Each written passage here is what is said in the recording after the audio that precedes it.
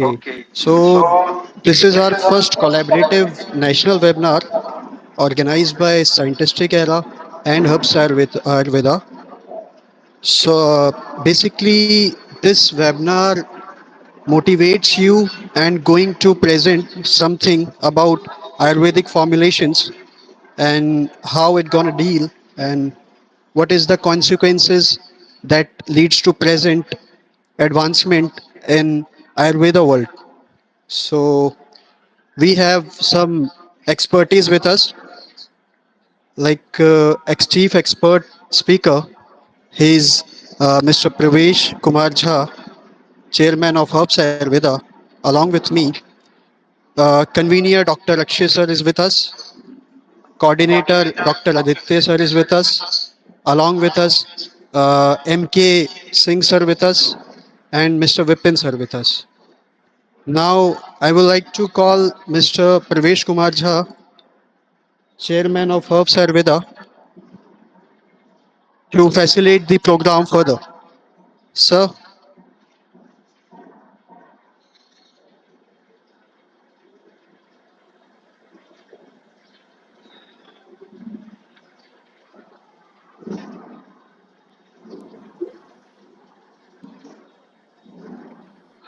Hello. Thank you, Sudhanshu ji. First of all, thanks for you join us. सबसे पहले आयुर्वेद और science इन दोनों का कॉम्बिनेशन आज जो हमारा ये वेबिनार है, ये आयुर्वेद और साइंस को जोड़कर हमने एक वेबिनार बनाया है कि किस तरह से साइंटिस्टिक एरा और आयुर्वेद हब्स आयुर्वेदा दोनों मिलकर एक हमने प्लेटफॉर्म तैयार किया है और इसको हब्स आयुर्वेदा को प्रोडक्ट को लॉन्च कर रहे हैं और काफ़ी टाइम से चल भी रहा है। तो सबसे पहले मैं आयुर्वेद के बारे में बताता हूँ कि आयुर्वेद है क्या। आयुर्वेद का तात्पर्य है आयु अर्थात जीवन जीने की कला या विज्ञान। हम जिस पद्धति के द्वारा अपने और निरोगी बनाए रखने की कला को सीखते हैं उसे ही आयुर्वेद कहा जाता है। आयुर्वेद में शुरू में तो कोई भी किसी भी तरह का ट्रीटमेंट नहीं दिया जाता, किसी तरह की कोई औषधि वगैरह नहीं दिया जाता, सिर्फ हमें आहार विहार पर ही जो है रखा जाता है। आयुर्वेद प्राकृतिक उपचारों व जीवन शैली पर जोर देती है। आयुर्वेद का उद्देश्य शरीर, मन व आत्मा के बीच संतुलन बनाए रखना, स्वास्थ्य व कल्याण को बढ़ावा देना है। आयुर्वेद का मुख्य सिद्धांत है पंचमहाभूत। हमारी जो ये बॉडी है वो 5 मूल तत्वों से बना हुआ है। पृथ्वी, जल, अग्नि, वायु व आकाश, और सबका हर एलिमेंट का अपना अपना अलग रोल है हमारी बॉडी में। त्रिधातु सेकंड जो हमारा सिद्धांत है वो त्रिधातु, वात पित्त कफ। देखिए शुरू में अगर हमारा ये तीनों धातु बैलेंस में है तो इसको धातु बोला जाता है, लेकिन यही बैलेंस अगर इम्बैलेंस हो जाए तो ये त्रिदोष में कन्वर्ट हो जाता है। फिर ये त्रिदोष बन जाता है वात पित्त कफ, वातज दोष, पित्तज दोष, कफज दोष। उसके बाद है हमारी जीवन शैली कि किस तरह से हमारा जो है संतुलित आहार, व्यायाम, हमारी जीवन शैली, हमारी मानसिकता, हमारा हम कैसे ध्यान करते हैं और किस तरह से हम जो है अपनी दिनचर्या को बनाए रखते हैं, ये सब आयुर्वेद के द्वारा ही संभव हो पाता है। आयुर्वेद से हम अपने शरीर, मन व आत्मा को संतुलित करते हैं। शरीर को संतुलित रखना, मन को संतुलित करना, और इसी शरीर और मन के संतुलन की वजह से फिर जब हम जाते हैं, शरीर से निकलते हैं जिसको आत्मा कहते हैं, तो आत्मा सुसंस्कृत होकर दूसरे गर्भ में जाती है। ये आयुर्वेद के द्वारा ही संभव हो पाता है। साइंटिस्टिक मेथड के द्वारा आयुर्वेदिक मेडिसिन प्रिपेयर करने की विधि जो है वो मिस्टर विपिन जी आपको बताएंगे कि किस तरह से हमारा कुछ प्रोडक्ट है जो हमने साइंटिफिक तरीके से बनाया है, वो विपिन जी बताएंगे। Mister Vipin, Please, please ask Munna ji question with Pravesh sir.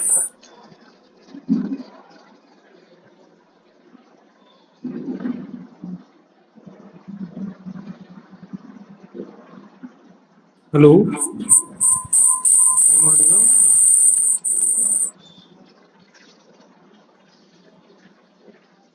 Good morning, everyone.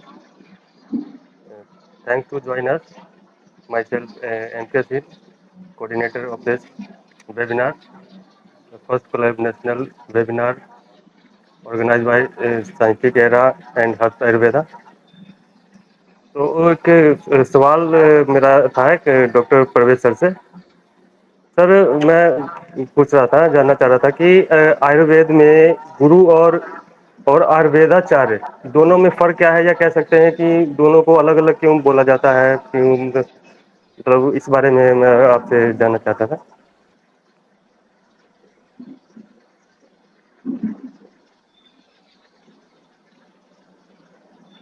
बहुत अच्छा क्वेश्चन किया है आपने फिर साहब। सबसे पहले तो मैं ये बोलूंगा कि शिक्षक, गुरु और आचार्य तीनों का मैं पहले आपको अलग अलग बताता हूँ कि तीनों का फर्क क्या है। तीनों में शाब्दिक अर्थ अगर हम देखें तो शिक्षक, गुरु, आचार्य तीनों एक ही लगते हैं, बट तीनों का अलग अलग रोल होता है हमारे शरीर, हमारे जीवन में। शिक्षक जो हमें एजुकेट करते हैं किसी एक पर्टिकुलर पॉइंट पे, किसी एक सब्जेक्ट पे जो हमें एजुकेट करते हैं, उसको शिक्षक बोला जाता है। गुरु जो हमें अध्यात्म के थ्रू हमें हमारा मार्गदर्शन करते हैं, भौतिकवाद से आध्यात्मवाद की तरफ ले जाना या हमारे जीवन को बढ़ावा देना, ये गुरु का कार्य है। और आचार्य का मतलब है कि किसी भी, जैसे आयुर्वेद वालों को आयुर्वेदिक गुरु नहीं बोला जाता, हमेशा आयुर्वेदाचार्य बोला जाता है। तो आयुर्वेदाचार्य ही क्यों बोला जाता है? उन्होंने आयुर्वेद को अपने अंदर आचरण कर लिया। जो व्यक्ति आयुर्वेद को अपने जीवन में आचरण उतार लेता है, उसी को आयुर्वेदाचार्य बोला जाता है। किस तरह से हमारा भोजन होना चाहिए, किस तरह से हमारा व्यवहार होना चाहिए, हमारा आचार होना चाहिए, ध्यान हम किस तरह से लगाते हैं, जो व्यक्ति इन सब में निपुणता हासिल कर ले, किस मौसम में हमें क्या खाना है, किस ऋतु के हिसाब से हमें फल लेना है, आहार लेना है, प्रकृति के हिसाब से। अलग अलग प्रकृति है, हर बॉडी की प्रकृति अलग अलग होती है। प्रकृति के हिसाब से जो खान पान, व्यायाम, अब जैसे वात प्रकृति वाले हैं, वात प्रकृति वाले को बहुत हैवी एक्सरसाइज नहीं किया जाता, तो जो आचार्य हैं वो लाइट एक्सरसाइज करते हैं, ध्यान आदि करते हैं, योग करते हैं। पित्त वालों का भी सेम होता है कि वो भी हैवी एक्सरसाइज नहीं कर सकते, नहीं करना चाहिए उनको। और कफज वालों को जो है, जिनका मेटाबॉलिज्म डिस्टर्ब रहता है, तो उनको हैवी एक्सरसाइज किया जाता है। तो इन सबका समावेश जिस शरीर में है या जिनके मन में है या जिन्होंने अपने आचरण में उतार लिया, अपने जीवन में उतार लिया, उस पर्सन को, उन गुरु को हम आयुर्वेदाचार्य कहते हैं। ठीक है, तो आयुर्वेदाचार्य का मतलब है जिनसे हम सीखें कि आयुर्वेद को किस तरह से अपनाना है, हमें अपने अंदर किस तरह से आयुर्वेद को लेके आना है, उस पर्सन को ही आयुर्वेदाचार्य बोलते हैं। Thank you sir, and I can see some questions here. ठीक है, आप अपने क्वेश्चंस को लिख सकते हैं अगर आपकी कोई भी क्वेरी है। मिस्टर प्रवेश कुमार जी जो हैं, उनको ऑलमोस्ट 15 से 20 ईयर्स का आयुर्वेदा फील्ड में एक्सपीरियंस है, उनकी एक्सपर्टी है। The main motive of this national webinar कि हम कैसे आयुर्वेदिक फॉर्मुलेशंस को कैसे हम मॉडर्नाइजेशन के साथ और इम्प्रूव और बेहतर कर सकते हैं। साइंटिस्टिक एरा जो मेरा फर्म है वो, और हर्ब्स आयुर्वेदा, इन दोनों का एक कोलैबोरेटिव एफर्ट है जिसमें कि हम कैसे बेटरमेंट के लिए हम और काम कर सकते हैं।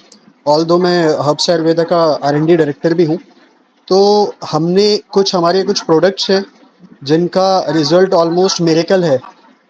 हमारा जितना भी प्रोडक्ट है मेडिसिन का, हर्ब्स आयुर्वेदा का, वो ऑलमोस्ट 22 स्टेट्स में इस समय ट्रेडिंग में है। साथ में बहुत बेनिफिशियल रिजल्ट्स आए हैं। मेरा रोल इसमें ये था, because I have been completed my PhD in medicinal chemistry, although this is my second business.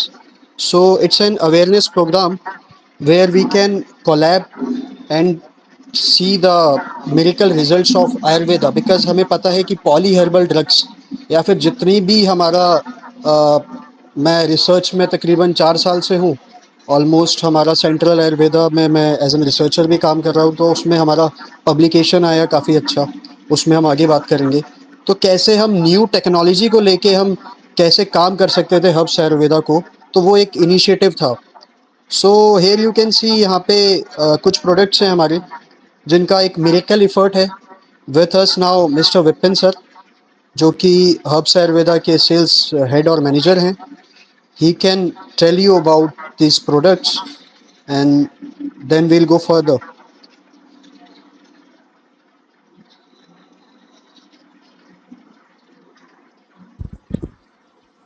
Hello everyone. जैसा हेलो एवरीवन, जैसा कि आप लोग स्क्रीन पर देख रहे हैं, हमारा प्रोडक्ट फेमिसिस पीसीओडी प्रॉब्लम के लिए हमने इसमें मेन कंपोजिशन यूज करे हैं। कुमारी, कांचनाट, चित्रक, कंकन भस्म, आंवला, हींग, उत्तीगणा, आरोग्यवर्धनी वटी, वरुण की छाल, निर्गुंडी और छिगरू। तो ये सारे कंटेंट हमने फास्ट डिजॉल्विंग वाले यूज करे हैं। मोस्टली हम लोगों ने इसको काफ़ी इंस्टीट्यूट्स पे यूज ट्रायल कराया है, जैसे कि श्री कृष्णा आयुर्वेदिक कॉलेज, जयपुर एनआईए, दिल्ली में तिब्बिया कॉलेज है, जहाँ से डॉक्टर दीपा मिश्रा थे हमारे मैम ने अपने ही स्टूडेंट पे ट्रायल किया था इस प्रोडक्ट को।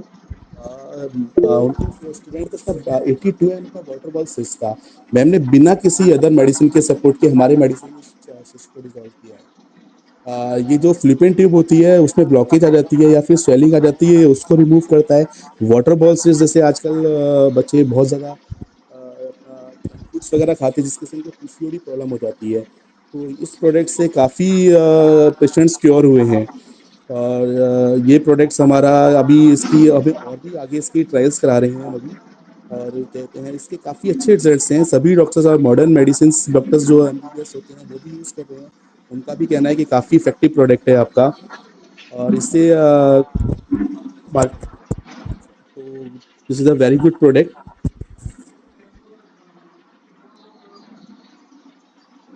Nihal ji, please change the slide. Nihal ji please change the slide.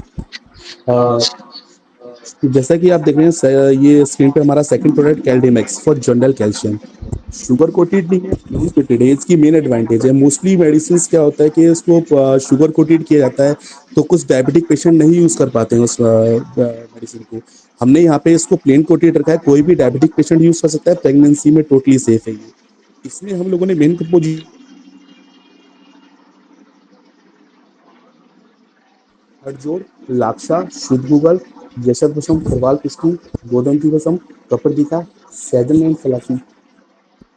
इसकी मेन एडवांटेज ये है कि जैसे अदर कैल्शियम लोग यूज करते हैं तो उस पे बोन के ऊपर एक लेयर बन जाता है, लेकिन हमारा कैल्शियम उसको अंदर से रिपेयर करता है, वो एक लेयर बाहर नहीं बनाता है। इसमें हम लोगों ने मेन एक चीज यूज करी है यशत वसम, जो कैल्शियम की एफिकेसी को 3 टाइम बढ़ा देता है। और जैसे सहजना हम लोगों ने इसमें यूज किया है, तो मोस्टली कैल्शियम लोग यूज करते हैं तो कैल्शियम डिपोजिशन हो जाता है। हमारे इस सहजना की वजह से कैल्शियम डिपोजिशन नहीं होता। और हमने सलाकी यूज किया तो माइल्ड पेन किलर का भी काम करेगा। ये ऑस्टियोपोरोसिस में काम करेगा, ऑस्टियोमीडिया में काम करेगा, ये calcium deficiency and bone fracture cases में काम करेगा। Change the product. ये हमारा एक यूनिक प्रोडक्ट है, अपना bile stone syrup and tablet for gall bladder stone. ये एक यूनिक मेडिसिन है। मार्केट में मोस्टली डॉक्टर्स कहते हैं कि ये मिथ है, ये पॉसिबल नहीं है, लेकिन आयुर्वेदा में ये पॉसिबल है कि जो हमारा बाइल स्टोन सिरप है वो अगर 5 to 7 mm तक का स्टोन है तो हम उसको डिसॉल्व कर सकते हैं। बस वो बाइल डक्ट में ना फंसा हो तो हम उसको डिसॉल्व कर सकते हैं। हमारे पास काफ़ी ऐसे पेशेंट्स हैं, एक्चुअली हमने 250 पेशेंट्स का ट्रायल कराया है इसका। अपना सोनीपत हरियाणा से हम लोगों ने इसका ट्रायल 250 पेशेंट का ट्रायल रिपोर्ट है हमारा, जिन पेशेंट का हमने 12-12 mm तक का स्टोन को हम लोगों ने साइज देखा हुआ है। इसमें सर्जरी पेशेंट्स की आगे पोस्टपोन नहीं है। हमने इसे मेन कंपोजिशन यूज किया है घृत कुमारी, हरिद्रा, कुटकी, दारू हरिद्रा, गुड़हल, यविक्षार, कोकिला साल, अमलतास, सौंफ, सनाई पत्रा, मूली पत्रा, रेमंड चीनी, नौशादर और आँख का फूल। बेसिकली हमने इसमें सारे क्षार यूज करे हैं जो कि बहुत हेल्पफुल होते हैं, जो बाइल स्टोन जो हमारा बाइल बनता है उसको डिसॉल्व करने के लिए। बाकी लीवर डिसऑर्डर में मैजिक रिजल्ट हैं इसके। जैसे कि ग्रेड 3 फैटी लीवर पेशेंट्स के आजकल जिसका देखो बहुत जंक फूड खाते हैं लोग, बहुत ज़्यादा ऑयली फूड खाते हैं, तो उनको ग्रेड 3 फैटी लीवर या ग्रेड 2 फैटी लीवर हो जाता है। हमारा जो ये प्रोडक्ट है बाइल स्टोन सिरप, अगर पेशेंट उसको 2 से 3 बॉटल भी यूज करते हैं तो वहाँ पर पेशेंट का ये हम विदन तो ये वहाँ पर पेशेंट 2 से 3 बॉटल है। पेशेंट अगर डॉक्टर उनका यूएसजी कराते हैं तो सामने उनका रिपोर्ट होता है सर।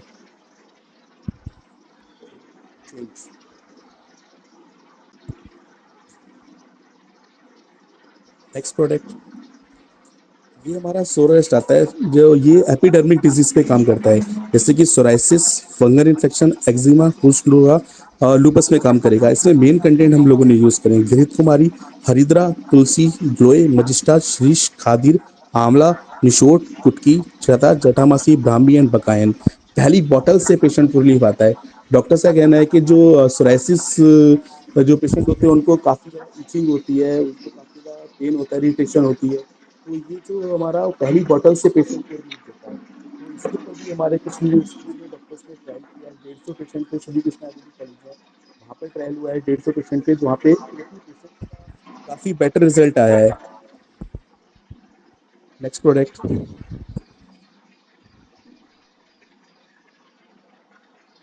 ये हमारा थायराइड के लिए आता है, ये हाइपोथायराइड के लिए आता है हमारा थायरोहब और thyroid patients.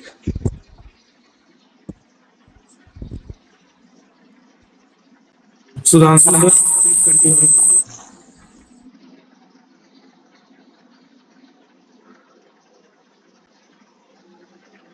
Hello. Hanji, before going to, I would like to call again Mr. Pravesh sir.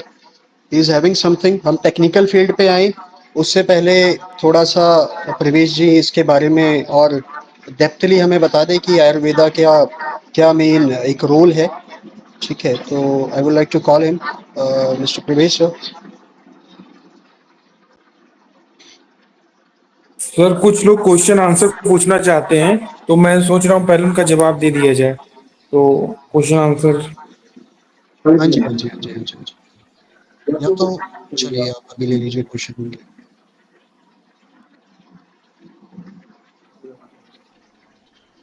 Chitra ji पूछिए, आप कुछ क्वेश्चन पूछना चाह रही हैं, आप कब से हैंड रेज कर रही हैं, प्लीज आस्क।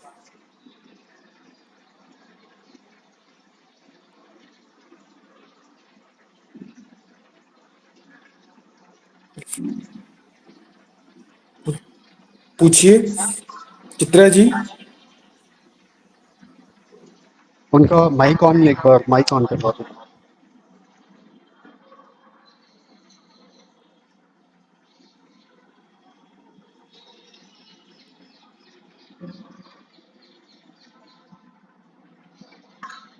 या एक काम करें, हेलो, अभी जितने क्वेश्चंस हैं ना उनको हम लास्ट में डील करते हैं। ठीक है, अभी अच्छा एक क्वेश्चन आया है कि आयुर्वेदिक प्रोडक्ट्स पे लोगों का भरोसा करवाना चैलेंजिंग क्या है, ये एक बार मैं देख लेता हूँ इसको। आयुर्वेदिक प्रोडक्ट्स पे लोगों का भरोसा करवाना चैलेंजिंग होता होगा। फर्स्ट फॉरवर्ड वर्ड में लास्ट रिकवरी चाहिए होती है, इसलिए लोग ज़्यादा आयुर्वेदा को रिलेटेबल नहीं मानते। तो आई थिंक आयुर्वेदा पे लोगों का ट्रस्ट है नहीं है। आई थिंक मिस्टर प्रवेश कुमार जी इस पे ज़्यादा बेहतर हमें बता पाएंगे। सो सर, एक क्वेश्चन है आपके लिए कि जैसे हम देखते हैं कि मॉडर्न मेडिसिन है, या मेरी खुद की जो स्टडी है वो एलोपैथी में है, बट स्टिल मेरा भी जो झुकाव है, तो मैं चाहता हूँ पहले आप बताइए इसके बारे में कि हम क्यों ट्रस्ट करें आयुर्वेदा मेडिसिन पे ज़्यादा।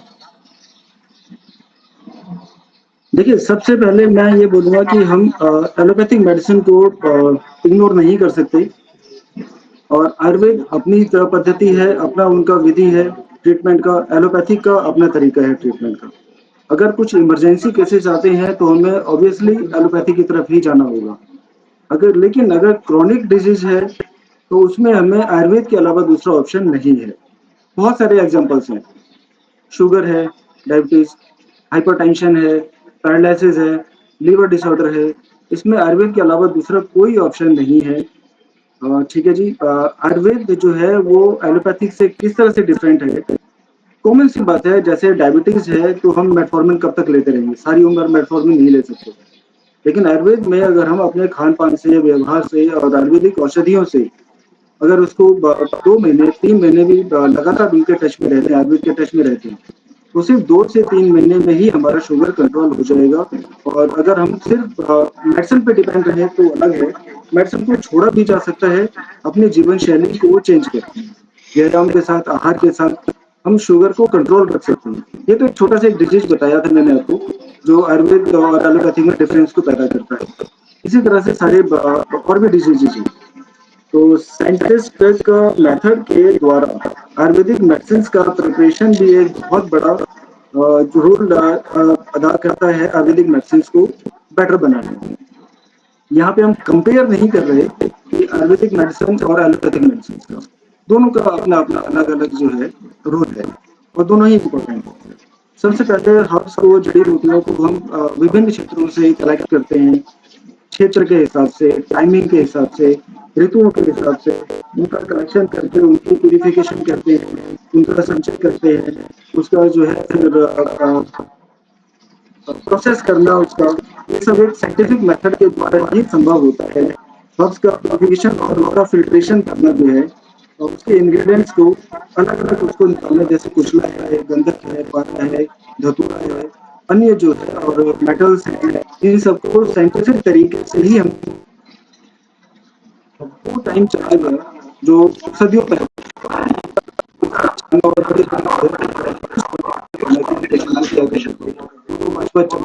एक एक मुट्ठी भर के दवाई देते हैं। अब वो सब धीरे धीरे साइंस के अकॉर्डिंग और नैनो पार्टिकल्स के अकॉर्डिंग और एब्स्ट्रैक्ट के वजह से ये सब साइंस के ही और एलोपैथिक के ही देन है। हम उसको भी आगे बात करते हैं, ऐसा नहीं कि आयुर्वेद है तो आयुर्वेद की ही बात करेंगे। एलोपैथिक का अपना रोल है, आयुर्वेदिक का अपना रोल है, बहुत कुछ हमें उनसे सीखना पड़ा है और बहुत कुछ एलोपैथिक वाले हम आयुर्वेदा से सीखते हैं। आयुर्वेदा तो चलनी है जो किसी भी तरह की मेडिसिन की। इसका जो प्रोसेस है वो ऑर्गेनाइजर है, ग्राइंडर है, मास मिक्सर है, ड्रायर है, उसके बाद फिल्टर है, वॉशिंग है, इन सब के प्रोसेस से वजह से ही मेडिसिन सेलेक्ट की जाती है। तो डॉक्टर अक्षय को अच्छे ठीक से मैं बात करूँगा तो प्रोसेस के ऊपर बात करेंगे। मिस्टर अक्षय जी,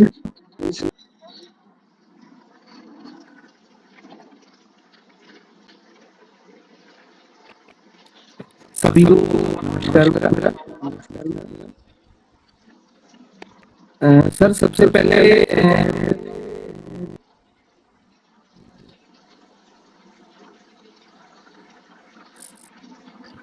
पहले मैं ये बताना चाहूँगा कि हम आयुर्वेदा हमारा पालन करते हैं। तो आयुर्वेदा जो हमारा मोटिव है वो है स्वस्थ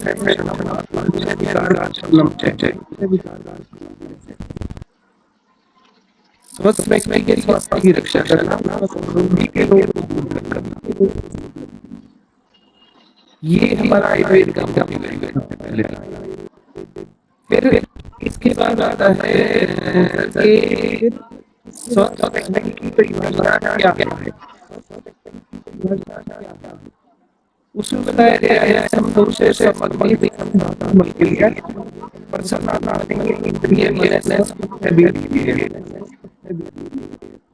हम तुमसे से हमारे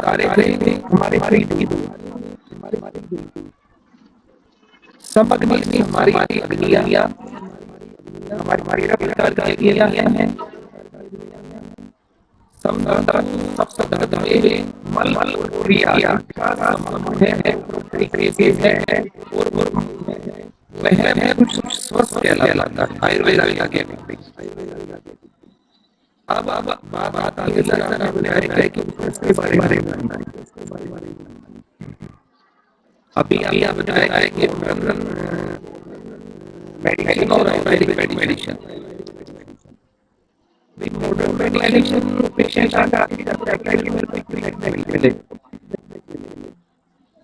और कुछ ऐसी चीजें हैं जहाँ पे मॉडर्न प्रैक्टिस की साइड जाना है, पर ऐसी चीजें आती हैं या टेंशन है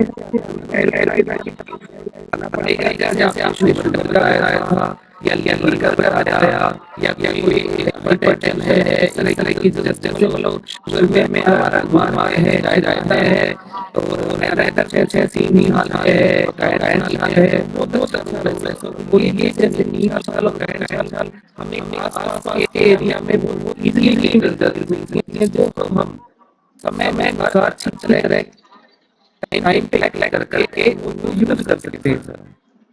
इसके बाद जैसे संस्कृत ब्रेक के लिए मानसिक बहुत अच्छा रिजल्ट सर इनका भी।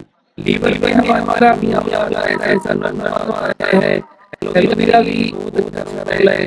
लेकिन जैसे अभी कुछ मतलब पर्सन सारे हुए थे तो कह रहे थे कि भाई आयुर्वेदा को क्यों हम बेटर माने। सर आयुर्वेदा को जब तक हम अपने इम्प्लीमेंट नहीं करेंगे तो हमें पता नहीं चलेगा कि आयुर्वेदा भाई क्या क्या रिजल्ट लेके आता है। अगर आपको कोई दिक्कत होती है आप सबसे पहले से जाके पीसीएम या अगर उसी चीज की तरफ भागो, अलोए का ढाई यूज करके देखो सर।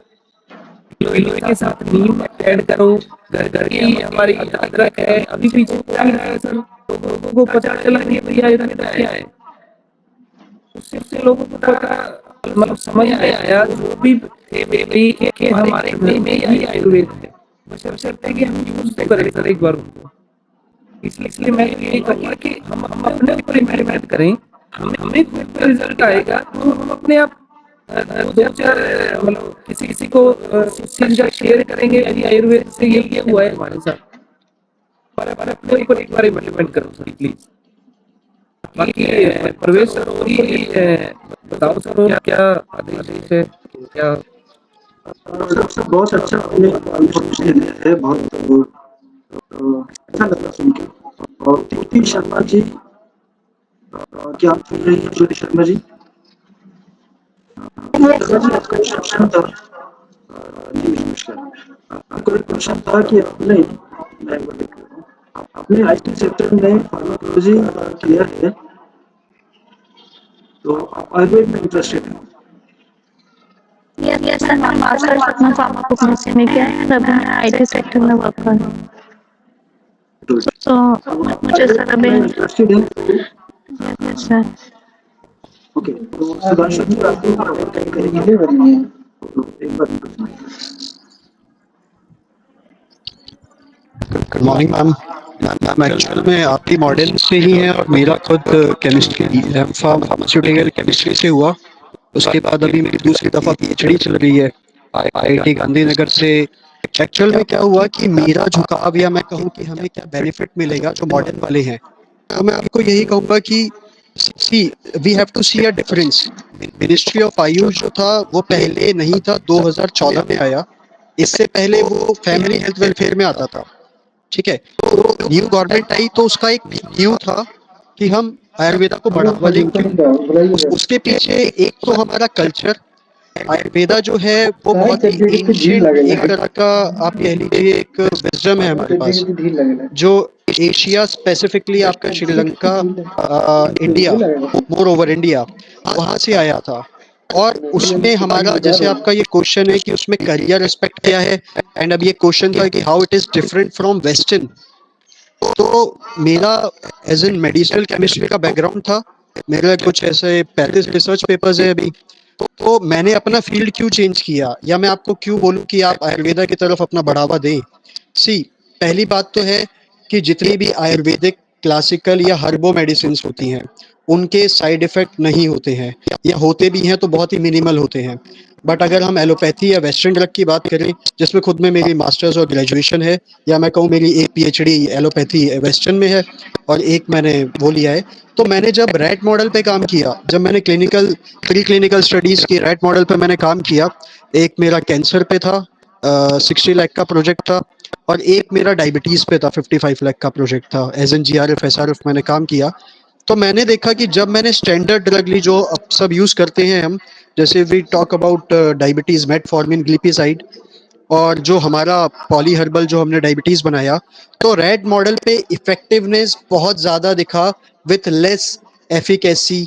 ठीक है, with more efficacy and less concentration. इसका मतलब कि जो कंसंट्रेशन था हमारा पॉली हर्बल का और जो स्टैंडर्ड मार्केट में ड्रग थी उससे हमारे वाले का ज्यादा अच्छा आया। एलोपैथी मेडिसिन आपको मोर ओवर विद टाइम जल्दी से आपको वो एफिकेसी दिखाती है, लेकिन उसका साइड इफेक्ट ज़्यादा होता है। और जो पॉली हर्बल ड्रग्स हैं या क्लासिकल ड्रग्स हैं उनका बहुत ही कम कंसंट्रेशन में हाई एफिकेसी रेट है। क्यों? क्योंकि बायो एक्टिव कंपाउंड्स प्रेजेंट होते हैं प्लांट्स के अंदर। आपने देखा होगा कि बहुत सारे पहले के टाइम पे वैद्य थे, हकीम थे, वो आपको ऐसे ही दे देते थे, जड़ ले लीजिए, रूट ले लीजिए, इसको आप खा लीजिए, आपका डायबिटीज़, कैंसर क्योर हो जाएगा। बट मॉडर्न जो जितने भी साइंटिस्ट, डॉक्टर्स, प्रोफेसर्स हैं, they work on bioactive compounds that is present on a specific part of that plant.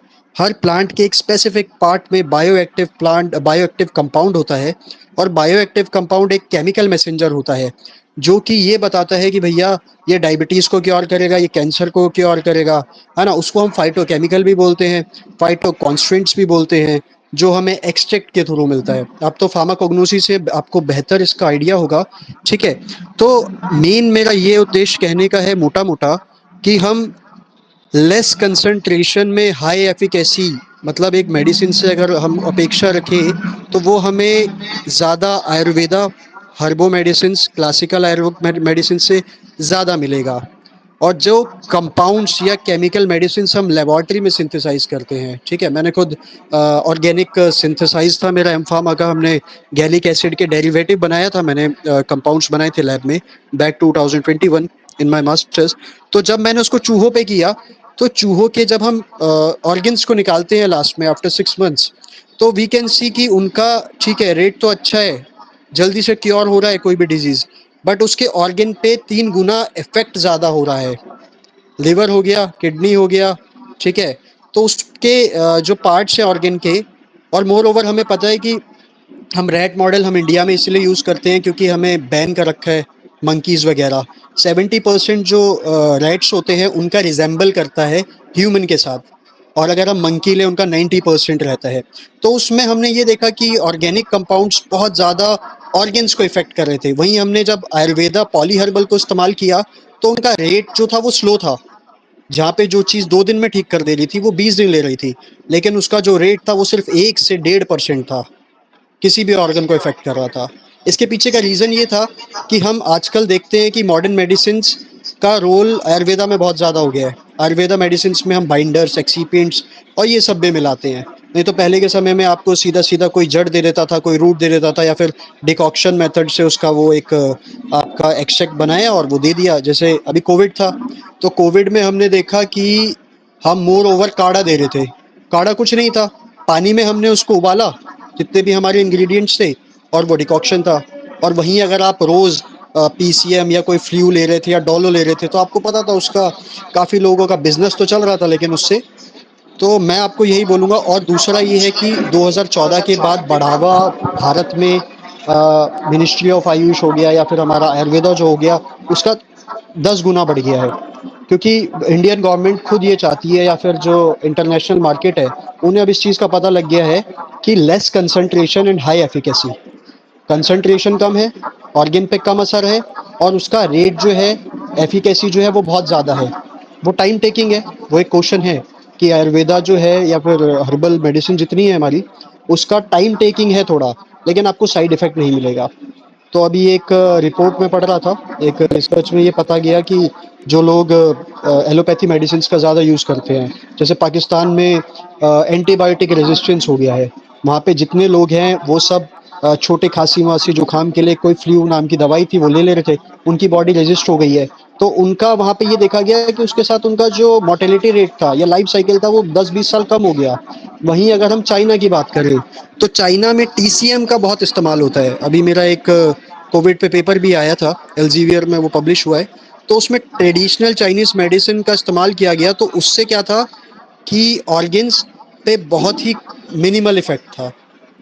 तो आई थिंक ये क्वेश्चन जो आपका था कि why we use western medicines और उसका क्या एफिकेसी रेट है, या फिर अगर कंपेयर करें, तो देखिए समय लग रहा है, और विद टाइम मुझे लगता है कि इतना मॉडर्नाइजेशन हो जाएगा कि कुछ ऐसे टीसीएम हमारे भारत में भी यूज़ होगी, ट्रेडिशनल चाइनीज मेडिसिन्स, जिसका जल्दी से, जैसे आज हम टीसीएम खा रहे हैं, ऐसी कोई हमारी मेडिसिन्स भी बनेगी, है ना? या फिर इंडिया में भी almost like 2900 species are there of plants that has been reported under API and AFI. और दूसरा, बिजनेस तो चल रहा है। हमारा खुद ये मकसद था हब्स आयुर्वेदा को प्रमोट करने का, कि जहाँ जो मेडिसिन हम 500-1000 रुपये की है, वही 200 रुपये में, with less concentration and high efficacy. और यही अब आई थिंक मेन काम ये होना चाहिए कि हम जॉब्स क्रिएट करें, बिजनेस क्रिएट करें, तो उसके साथ एक हेल्दी लाइफस्टाइल हो, है ना, जो हमें प्रोलॉन्ग थोड़ा सा हमारी उम्र को और बढ़ा दे। तो ये एक मोर क्वेश्चंस एक बार प्रवेश जी इस पे थोड़ा सा और I think. Sudhanshu ji, Jyoti madam का क्वेश्चन था, उन्होंने आईटी सेक्टर में किया है मास्टर। हेलो, हाँ, ज्योति मैडम का क्वेश्चन था कि उन्होंने मास्टर किया है आईटी सेक्टर में और वो आयुर्वेद में इंटरेस्टेड है। शायद आप ऊपर वाले क्वेश्चन पे चले गए थे। ज्योति मैडम, मैं आपसे ये बोलूँगा कि आपने मास्टर डिग्री किया है फार्माकोलॉजी से, तो आप R&D डिपार्टमेंट ज्वाइन करें, R&D में जाएं, ज़्यादा अच्छा रहेगा आपके लिए। और ये करियर ओके का है, सर। तो इस पर सोच विचार के करिए। हाँ, आप इस पे R&D पे जाएं और मैन्युफैक्चरिंग पे जाएं, आपके लिए बहुत बढ़िया रहेगा। ठीक है। जी सर, और थैंक साथ यू। में ही जैसे कि पूर्ति जी आपने बताया कि आपका फार्माकोग्नोसी है, तो आई थिंक फाइटोकेमिकल पे अभी बहुत काम चल रहा है। मेरा खुद मेडिसिनल केमिस्ट्री है, तो मेरा फार्माकोग्नोसी, फार्माकोलॉजी और केमिस्ट्री हम सब साथ में ही काम कर रहे होते हैं। तो अगर आप बोले कि आप R&D की तरफ जाएं, तो उसमें भी बहुत बड़ा एक रोल फार्माकोग्नोसी वालों का है या फिर फार्माकोलॉजी वालों का है। और क्योंकि प्लांट से आप सबको पता है कि एल्केलॉइड्स, फ्लेवेनॉइड्स या जितना भी हमारा ये ऑर्गेनिक मैटर है जो हमें प्लांट से मिलता है, उसका किस पार्ट में, किस प्लांट में वो स्पेसिफिक फाइटोकॉन्स्ट्रेंट है। तो मोर ओवर मैं भी आपको यही सजेस्ट करूंगा कि R&D में जाए, और इसका बहुत अच्छा स्कोप है। अगर हम दूसरी फील्ड लेते हैं IT MBA, तो उसमें आप सिर्फ कॉर्पोरेट सेक्टर में ज़्यादा आप रहेंगे। लेकिन अगर आप इसको को रिलेट करें आयुर्वेदा के साथ अपनी फार्माकोग्नोसी को, तो आई थिंक ये भी बहुत एक अच्छा रहेगा। फाइटोकेमिकल साइंटिस्ट बन सकते हैं आप, केमिकल वो फाइटोकेमिस्ट्री में साइंटिस्ट बन सकते हैं आप, या फिर एंटरप्रेन्योर भी बन सकते हैं। तो वो एक बहुत अच्छा। एक और क्वेश्चन है, sir my self from pharmacology background, how can I get this in this scope. मैंने आपको बताया ना, मिनिस्ट्री ऑफ आयुष है, ठीक है। मिनिस्ट्री ऑफ आयुष में फार्माकोलॉजी के साइंटिस्ट भी हैं, फार्माकोग्नोसी के भी साइंटिस्ट हैं, फार्मास्यूटिकल केमिस्ट्री के भी साइंटिस्ट हैं, और फार्मास्यूटिक्स भी है। तो हमारा क्या काम है यहाँ पे, हम मॉडर्न साइंस वालों का क्या काम है, ठीक है। तो मैंने तो अपना जो मेरा एक्सपीरियंस रहा मिनिस्ट्री ऑफ आयुष में before come in to an entrepreneur, ये था कि जो भी मेडिसिन ड्रग गवर्नमेंट बना रही है अपने प्रोजेक्ट्स का, उनको अब हमें डिफरेंट पैरामीटर पे काम करना है। फार्माकोलॉजी वाले in vitro in vivo test करते हैं, वही सारे काम हमें वहाँ पे जो poly herbal drugs ministry of AYUSH बना रही है, या फिर जो डिफरेंट डिफरेंट हमारा NIB है, या जितने भी हैं जहाँ भी आयुर्वेदा का काम चल रहा है, वहाँ पे भी हमें वही करना है। हमें उनका भी इन विट्रो टेस्ट करना है, मेडिसिन का इन वीवो करना है, रैट मॉडल पे उनको हमें करना है। तो आप साइंटिस्ट भी बन सकते हैं, और ऑब्वियस सी बात है यहाँ पे वैकेंसीज आती हैं लेक्चरर प्रोफेसर्स की, ठीक है। तो मॉडर्न साइंस में ही नहीं, ये सब मिनिस्ट्री ऑफ आयुष में भी है। तो ये एक अच्छा, कुछ क्वेश्चंस हम बाद में लेते हैं, क्योंकि हमारा ये थोड़ा सा जो सेमिनार है वो थोड़ा, है ना, इसको भी हम पूरा करते हैं, लास्ट में हम क्वेश्चंस लेते हैं। अब कैन यू प्लीज थोड़ा आगे बढ़ाएं इसको, स्लाइड को। जी, सबसे पहले मेरा ये था कि हम अपने प्रोडक्ट की तरफ पहले जा रहे थे। इसको थोड़ा पीछे कीजिए जरा स्लाइड पे, प्रोडक्ट पे लेके आइए। ये जो 4-5 प्रोडक्ट आपको दिखाए गए हैं, उसके अलावा जो है हमारे पास प्लाजिनोम कैप्सूल है, न्यूरोराज कैप्सूल है, बाइलिस्टोन है, थायरोहब है, वेरिकोज है। प्लाजिनोम जो है वो पैरालिसिस के लिए है, जो मोनोप्लेजिया, हेमोप्लेजिया, एक्वाप्लेजिया, तीनों पे बहुत अच्छा रोल करती है, बहुत अच्छा रिजल्ट आ रहा है इनका। इनका हमने जो है कॉपी भी करवा रखी है। और न्यूरोराज कैप्सूल है नर्वस सिस्टम के लिए, और वेरिकोज है, वेरिकोज वेन्स के लिए, स्पाइडर वेन्स के लिए, DVT के लिए। तो इन सब के ऊपर जो है बहुत अच्छा रिसर्च हो रहा है, बहुत अच्छा काम हुआ है और अच्छा फीडबैक आ रहा है। और एक डॉक्टर अक्षय जी, आप कुछ बोलना चाहेंगे?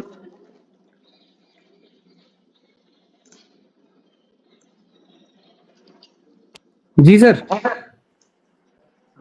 आप कुछ बताना चाहेंगे प्लीज आयुर्वेद पे?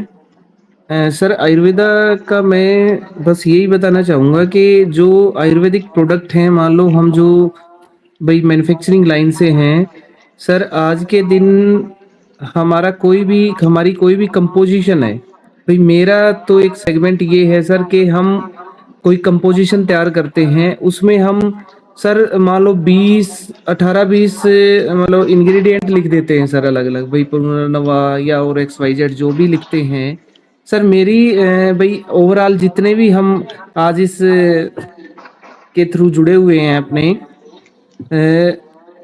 सर जो इंग्रेडिएंट है वो चाहे रखो 10-20 ना रखे, चाहे 10 रखो, लेकिन वो 10 के 10 इफेक्टिव होने चाहिए सर।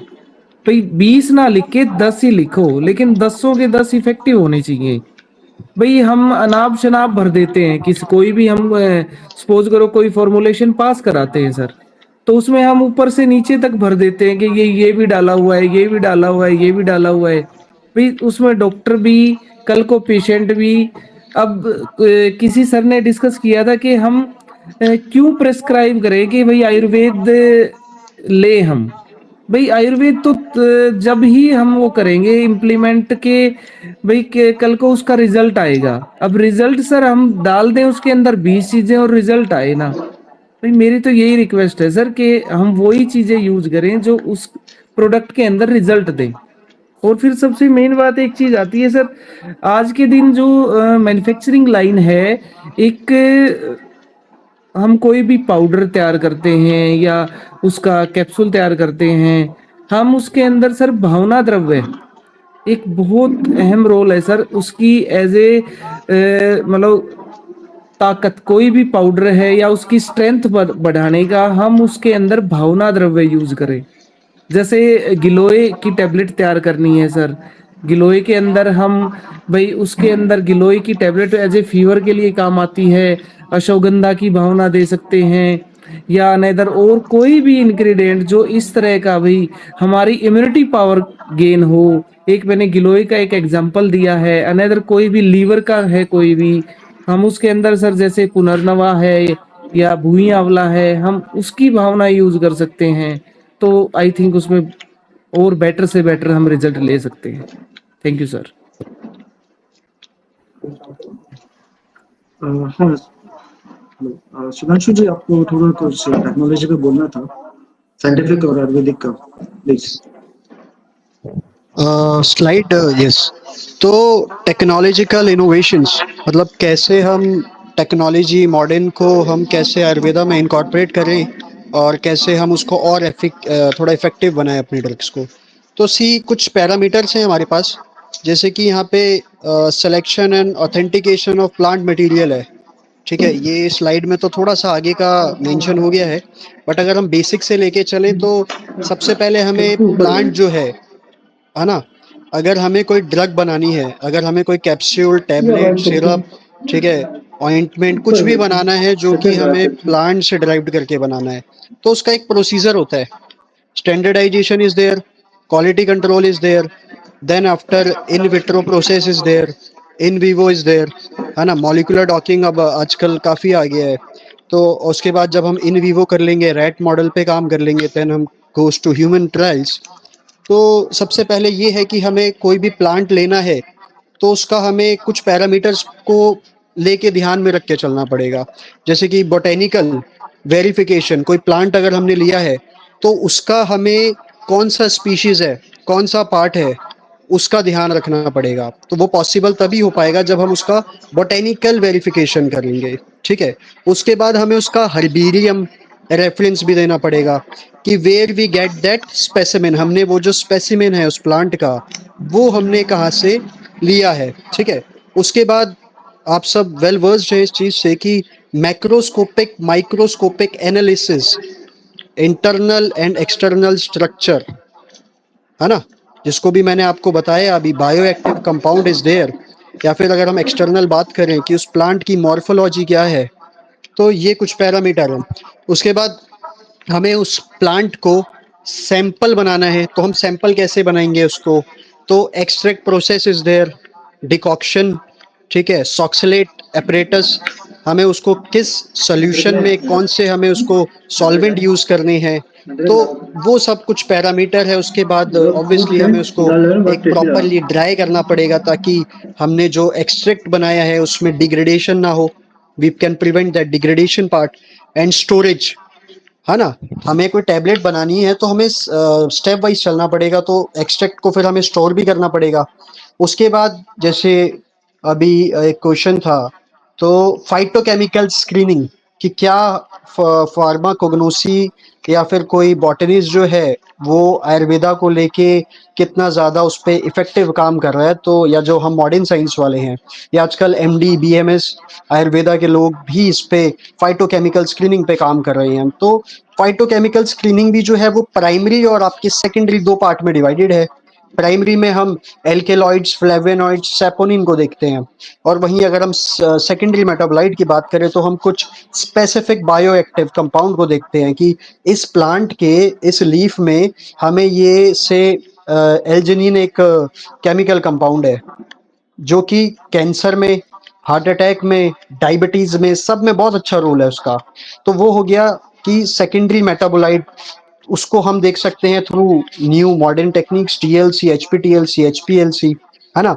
उसके बाद मान लो हमारा इतना काम हो गया, अब हमें टैबलेट पंच करना है, तो उसके भी कुछ स्पेसिफिक प्रोसीजर्स हैं। फिजियोकेमिकल एवेल्यूएशन हमें करने पड़ेंगे। वो आप सब वेल वर्स्ड है कि मॉइस्चर कंटेंट उस ड्रग को बनाने से पहले, उसका अगर हमने पाउडर बनाया है, इंटरमीडिएट बनाया है, ठीक है, फाइनल प्रोडक्ट से पहले, तो उसमें कितना मॉइस्चर कंटेंट है, क्या वो मॉइस्चर कंटेंट माइक्रोबियल ग्रोथ को तो नहीं अपना बढ़ावा दे रहा, ठीक है। उसके बाद उसकी ऐश वैल्यू हम चेक करते हैं। ऐश वैल्यू में भी different acid insoluble, water soluble, purity check करेंगे हम, उसका प्योरिटी असेसमेंट होएगा। And then comes to extractive value, ठीक है, जिसमें हम कैलकुलेट करते हैं कि वाटर कंटेंट कितना है, अल्कोहल का कंटेंट कितना है, ठीक है। ये सब एक मोटा मोटा है। और उसके बाद हम आते हैं आपका ये फाइटोकेमिकल एनालिसिस में, ठीक है, या फिर इसी को हम कह सकते हैं क्रोमेटोग्राफिक एनालिसिस, जिसमें कि हम टीएलसी करेंगे, एचपीटीएलसी करेंगे, जो कि एलसीएमएस, जीसीएमएस, जो कि हमें बताएगा कि क्वांटिफाई किस हिसाब से हुआ है, कोई भी जो कंपाउंड है वो हमारा कितना बेहतर क्वांटिफाई हुआ है। एंड आई थिंक क्वांटिफाई एक तरह का मेथड है जिसमें कि हम प्रोसेस डिटरमीन करते हैं कि हाउ मच दैट कंपाउंड्स, जो कंपाउंड है वो किस अमाउंट में है, उसकी एफिकेसी क्या है, उसकी थेरेपेटिक वैल्यू कितनी है ना। ये सारे पैरामीटर हम करेंगे एक प्लांट के साथ। जब हम उसको पहले पार्ट से लेके दूसरे पार्ट में जाएंगे तब जाके वो कहीं एक रूप लेगा। उसके बाद हम इन विट्रो टेस्ट करते हैं, जैसे कि आपने देखा होगा IC50 value, anti bacterial, anti microbial, ये जितने भी टेस्ट हैं ये सब हम लेबोरेटरी में आर्टिफिशियल जब करते हैं, artificial, that is called in vitro. दवाई बनने से पहले वो कई पैरामीटर्स पे टेस्ट होता है, तो एक इम्पॉर्टेंट पैरामीटर है इन विट्रो का। और in silico studies, in silico study तो खैर मेरा कोर एरिया है, जहाँ पे हम मॉलिक्यूलर डॉकिंग या इन सिलिको स्टडी में देखते हैं कि हाउ दैट पर्टिकुलर ड्रग, जिसको हम लाइगेंड भी कहते हैं, जो हमने बाहर से ली है, से अगर हमने पैरासीटामोल ली है तो it is an antipyretic and analgesic, ठीक है, उसका काम क्या है, एंटीपायरेटिक है, lower down the temperature. But उस ड्रग को अगर हम बाहर से ले रहे हैं तो वो किसी स्पेसिफिक बॉडी के रिसेप्टर पे ही जाके बाइंड होगी। ये नहीं कि हमने पैरासीटामोल लिया तो वो हमारे घुटने का दर्द ठीक कर देगी, नहीं, वो एंटीपायरेटिक एनाल्जेसिक है, तो वो हमारा फीवर, तो वो किस स्पेसिफिक रिसेप्टर या प्रोटीन पे जाके बाइंड होगी। और उसको जब हम कॉम्पिटिशनली, कंप्यूटर के अंदर एक सॉफ्टवेयर आते हैं माइस्ट्रो वगैरह, उसमें जब हम कॉम्पिटिशनली देखते हैं कि कैसे कैसे एक दवाई जो है या एक ड्रग है वो एक्सटर्नली हमने ली, वो इंटरनली ऑर्गेन्स पे या रिसेप्टर पे बाइंड हो रही है, उसका क्या असर है, उसको हम इन सिलिको कहते हैं। देन यहाँ पे आपका इन विवो भी आ जाता है कि ये सब हमने कर लिया, ड्रग बना ली, उसको उसका स्टैंडर्डाइजेशन भी कर लिया, क्वालिटी कंट्रोल भी कर लिया, इन विट्रो भी कर लिया। अब उसको हमें रैट मॉडल को चूहों पे टेस्ट करना है, दैट इज इन विवो या प्री क्लिनिकल स्टडीज। उसमें भी हम दो तरह की चीजें देखते हैं, एक्यूट टॉक्सिसिटी और ओरल टॉक्सिसिटी, ठीक है, chronic acute and chronic toxicity, ठीक है। तो उसके बाद इन सारे पैरामीटर्स का मतलब आई थिंक ये मॉडर्नाइजेशन टेक्निक्स है जो कि हम सारे, हमारे हब्स आयुर्वेदा का क्या है अच्छा कि हम जितनी भी चीज़ें, हम जितनी भी मेडिसिन बना रहे हैं हम उसको हर एक पैरामीटर पे लेके चल रहे हैं। बहुत सारी ड्रग्स है आयुर्वेदा की जो कि बन जा रही है, उसका ना आपका स्टैंडर्डाइजेशन है, ना क्वालिटी कंट्रोल है, ना उसका इन विट्रो टेस्ट हो रहा है, ना उसको रैट मॉडल को दिया जा रहा है। सीधा कि भाई ये बन गई है और ये तो आयुर्वेदा है, पॉली हर्बल है, इसका कोई साइड इफेक्ट नहीं है, तो पेशेंट्स को दे दो, है ना? तो हमारा हब्स आयुर्वेदा का मेन या फिर इस वेबिनार को कराने का उद्देश्य यही था कि आप अगर आयुर्वेदिक मेडिसिन या फॉर्मुलेशन ले भी रहे हैं तो क्या वो एक बेहतर प्रोसीजर से पास होके आ रही है हमारे पास, है ना? उसके बाद ड्रग डिलीवरी इनोवेशंस आएंगी, आपकी transdermal patches and nano technology. इस पे भी हमारा एक पेपर था ट्रांसडर्मल पैचेस पे। जो ट्रांसडर्मल आप सबको पता ही है कि आजकल एक पैच होता है, उसको हमने बॉडी पे लगाया और वो डायरेक्टली एब्जॉर्ब कर लेगी बॉडी। मान लीजिए डायबिटीज किसी को है, तो अब हम ओरली मेटफॉर्मिन नहीं खाएंगे, अब हम एक पैच प्रिपेयर करेंगे। पैच इज लाइक का छोटी सी गोल रोटी की तरह, ठीक है, जो कि पॉली हर्बल भी हो सकती है और एलोपैथी की तो चली रही है, जैसे मेटफॉर्मिन ग्लिपेसाइड वगैरह का बन रहा है। तो वो एक अभी हमने एंटी माइक्रोबियल का पैच बनाया था, जिसको डायरेक्टली हमने पर्टिकुलरली जहाँ पे फंगस है वहाँ पे ऐसे लगाया और उसने ड्रग एब्जॉर्ब किया और दैट लीड्स टू अ बहुत अच्छा रिजल्ट उसका हमें देखने को मिला। ऐसे इनकैप्सुलेशन लाइपोसोम्स, ये तो एक नैनो कैरियर डिलीवरी सिस्टम है जो कि बहुत ही मतलब एक उसने वाइड एक कॉन्सेप्ट क्रिएट कर दिया है कि कैसे आप बायो अवेलेबिलिटी को, एक ड्रग की जो एफिकेसी है और वो बॉडी में किस हिसाब से एब्जॉर्ब हो रही है, उसको आप और एनहेंस कर सकते हैं। Please change the slide.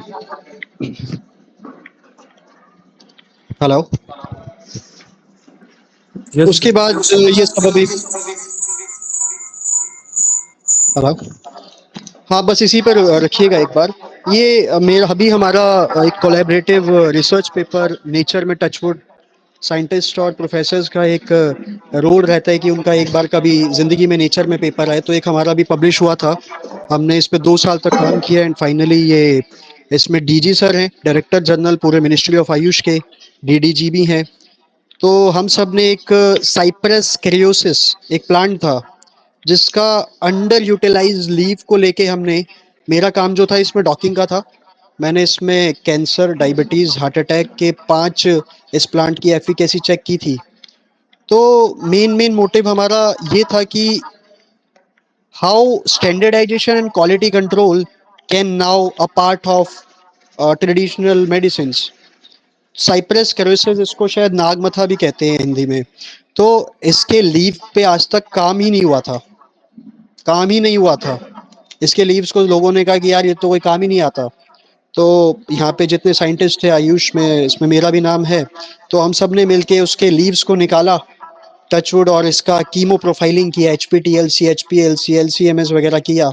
उसके बाद फिर हमने इसका फर्दर स्टैंडर्डाइजेशन किया और इन विट्रो तक हमने इसका एंटी माइक्रोबियल एक्टिविटी चेक की, यूरिएज इनहिबिशन एक्टिविटी चेक की और मैंने डॉकिंग किया। डॉकिंग में मैंने ये देखा कि जैसे भी आप कह रहे थे कि how traditional medicine different from western, तो जो वेस्टर्न मेडिसिन थी उनसे अच्छा रिजल्ट हमारा, चाहे एंटी माइक्रोबियल की बात करें, एम्फोटेरिसिन बी को टारगेट करें या किसी को भी करें, या फिर पैक्लाटेक्सिल जो कैंसर के लिए दी जाती है मॉडर्न मेडिसिन, उससे अच्छा रिजल्ट इसके लीफ, इसके जो पत्ती थी साइप्रस कैरोसिस की, उसने दिया। तो टचवुड भगवान की कृपा थी कि ये पेपर हमारा नेचर में साइंटिफिक रिपोर्ट में छप गया।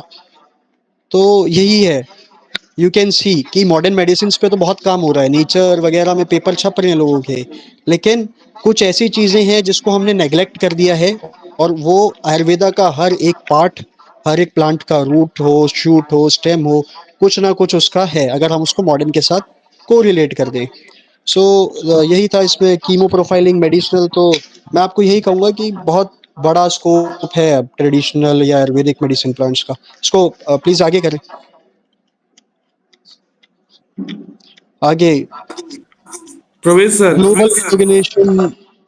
ग्लोबल रिकॉग्निशन के बारे में सर एक बार थोड़ा।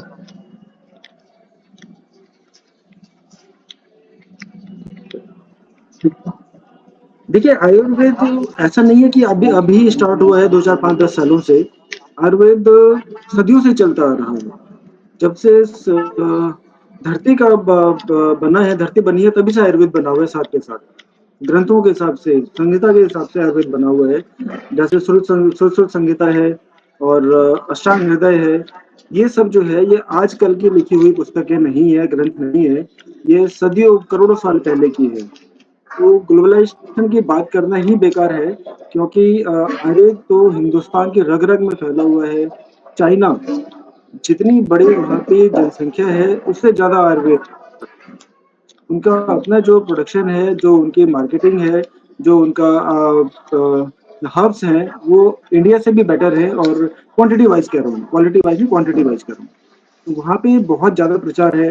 आप जापान को ले लीजिए, ऑल ओवर वर्ल्ड में देखें तो अप्रोक्स 10 मिलियन के अराउंड जो है बिजनेस है, यूएसडी है, 2022 की जो रिकॉर्डिंग है उसके हिसाब से। जापान की बात कहूंगा, मैं अप्रिशिएट करता हूँ जापानीज को, वहाँ के जो छोटे छोटे से लोग हैं जिनको आयुर्वेद से कोई,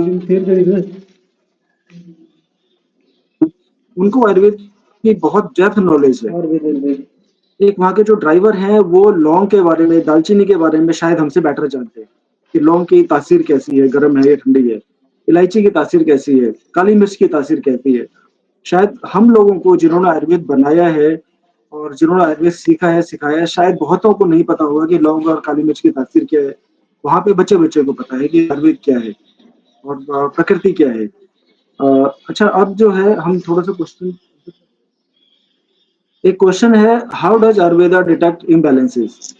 तो मैंने शुरू में ही बताया था कि बॉडी में 3 धातु होती है जिसको वात पित्त कफ बोला जाता है। तीनों अगर बैलेंस्ड है तो वो धातु है, अगर वो इम्बैलेंस हो जाता है तो वो दोष में कन्वर्ट हो जाता है, वो त्रिदोष में बन जाता है। वात वात को हम डिडक्ट करेंगे कि कॉन्स्टिपेशन, वात प्रकृति वाले व्यक्ति को कॉन्स्टिपेशन बराबर बना रहता है, कैसा भी कुछ खाए पिए उनको कॉन्स्टिपेशन जो है अंदर में ड्राइनेस हो जाती है इंटेस्टाइन में।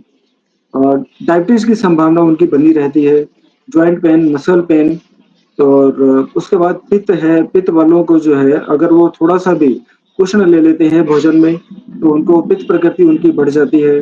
वमन हो गया, उनको एसिड ज्यादा बन गया, फेस उनका जो है तपा हुआ रहता है, लाल रहता है।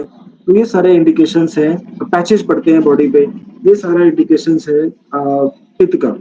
बहुत से लोग देखा होगा आपने, मुहासे आते हैं, कील्स पड़ जाते हैं, ये सब जो है वो पित्त का है। और उसके बाद है कफ का। कफ धातु जो है अगर वो इम्बैलेंस हो जाता है तो कफ दोष जो है वो मेटाबॉलिज्म डिसऑर्डर का एक इम्बैलेंस का एक कारण बन जाता है। ओबेसिटी है, हार्ट का, कोलेस्ट्रॉल और इसका, इन सब का जो है वजह कफ ही है। मैं एक बार अनुरोध करूंगा डॉक्टर अक्षय कुमार जी से कि वो इस पर थोड़ा और रोशन करें तो ज्यादा अच्छा रहेगा, प्लीज। सर सबसे पहले तो मैं बताऊंगा कि आयुर्वेद के जनक हमारे गॉड ऑफ आयुर्वेदा भगवान धन्वंतरी को बताया गया है। और फिर उसके बाद आता है सर हमारा जो शरीर है वो त्रिउपस्तंभ या त्रिदोष वात पित्त कफ पे धारण करता है। इन तीनों अगर समान उसमें रहेंगे तो हमारा शरीर ठीक रहेगा। अगर तीनों में इम्बैलेंस हो जाता है तो भाई हमारे शरीर में कोई ना कोई दिक्कत आ जाती है। इसमें स्थान भी अलग अलग हमारे शरीर में बताए गए हैं। हमारा वात का स्थान सर नाभि से नीचे, और नाभि और चेस्ट पार्ट के बीच में हमारा पित्त का स्थान बताया गया है। और कफ का स्थान मतलब ऊर्ध्व जत्रुगत जो गले से ऊपर या चेस्ट से ऊपर है वो कफ का स्थान बताया गया है। और इसी हिसाब से जैसे जैसे मतलब भाई सुबह सुबह उठते हैं, सुबह हमारा कफ भाई कफ की अधिकता मिलती है, दोपहर में पित्त और शाम के टाइम वात की अधिकता मिलती है। इसी हिसाब से आज का जो सिनेरियो है, जो ट्रेंड चला हुआ है खान पान का, हमारे त्रिदोषों पर बहुत इफेक्ट पड़ता है। आज का जो सिनेरियो है हमारा ज्यादा फास्ट फूड या इस तरह की चीजें आ गई हैं, तो हमारा और खाना मतलब इस तरह से लेने पे लेकिन फिजिकली वर्क नहीं रहा है सर। इस कारण से हमारे मतलब कहीं ना कहीं बॉडी में कोई ना कोई इस खान पान के कारण जो फास्ट फूड है या जंक फूड है, मेरा ये मानना है कि हमें इसको अवॉइड करना चाहिए। हमें सिंपल जो घर की खाना है या दाल रोटी फ्रूट वगैरह हरी सब्जियां या सलाद वगैरह ये चीजें लो, फास्ट फूड को अवॉइड करो। सर आयुर्वेद भी यही कहता है कि ज्यादा तली हुई चीजें या फास्ट फूड ना लेके अपना नॉर्मल खान पान सेवन करना चाहिए। जी सर।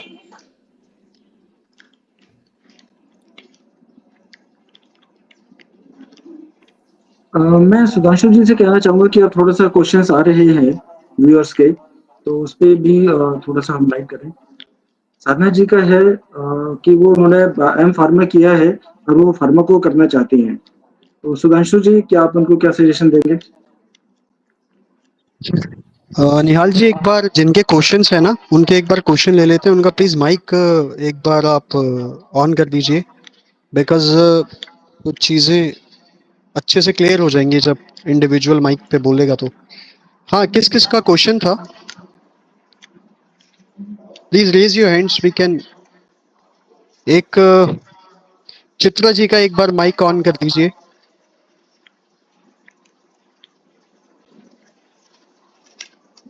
हेलो।